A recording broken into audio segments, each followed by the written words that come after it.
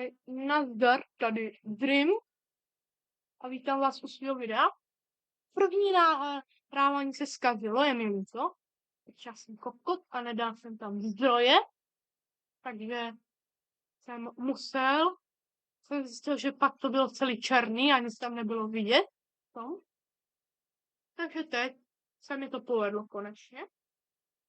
A já jsem chtěl říct, že byl bych rád, kdyby jsme tady udělali nějakou československou Bloxfruit komunitu.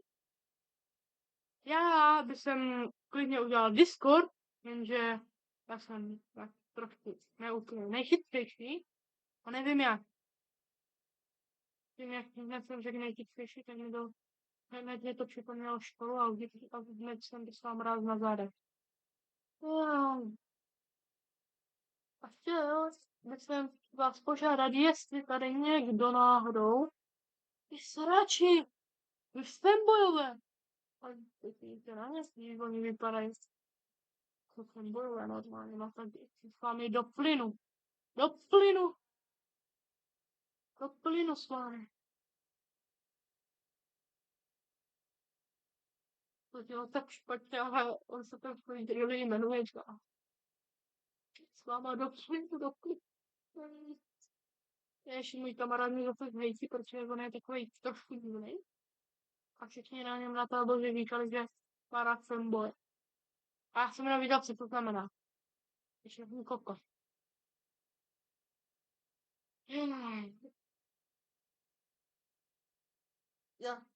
Já jsem si ještě k tomu neudělal škod.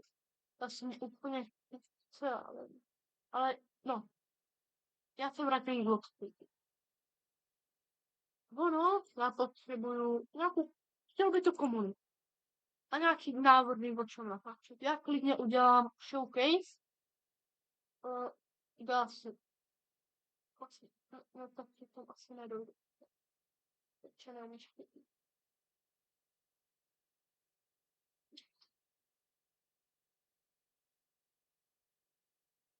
Ale já budu. Já nevím proč. No, budu prostě něco natáčet, mě napadne. A dejme to jako dobrý nápad. Jo, a když jste nubáci, tak dělejte trick or treat, ale pokud jste really dobří hráči a vy koukáte na ten TikTok a vidíte, že tam v kuse někomu padá, není to pravda. Já jsem si rovnou, můj kamarád měl 10 000 candle. Všechno vyroloval, víte, co mu padlo, holý hovno. Takže tak. Nic z toho nepadá a nic vám ani nikdy nepadne. Protože ono z toho nemá padat.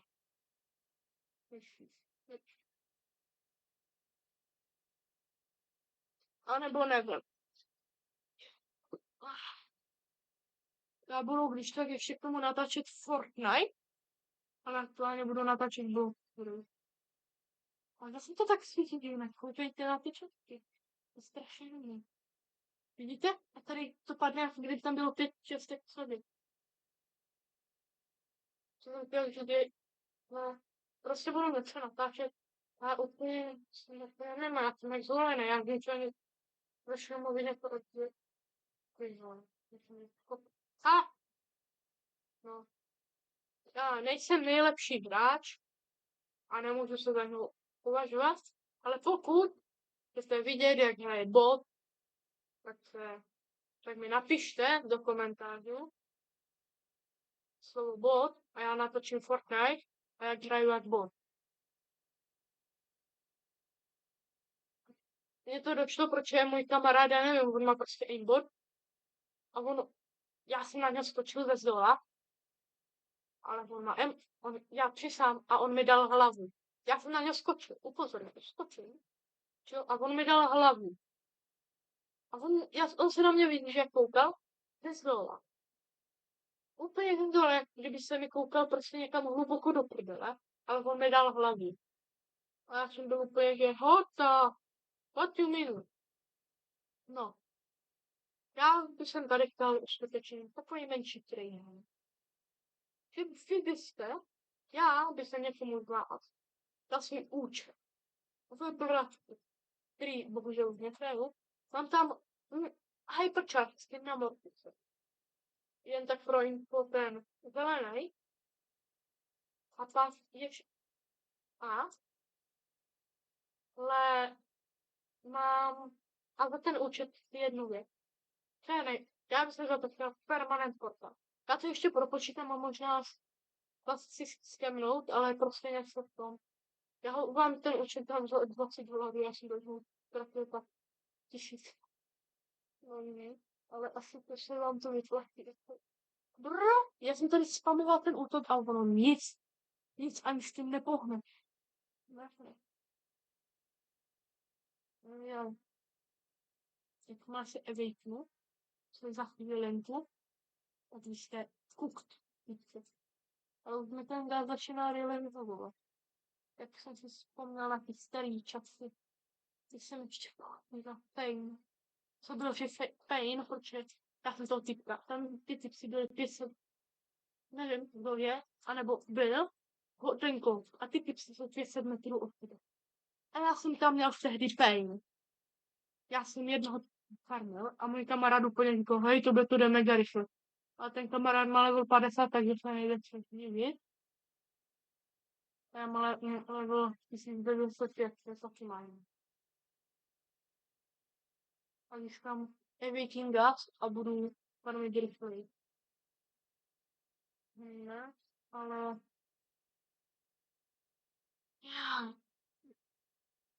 No prostě to jsem vám chtěl říct, že nějaká komunita.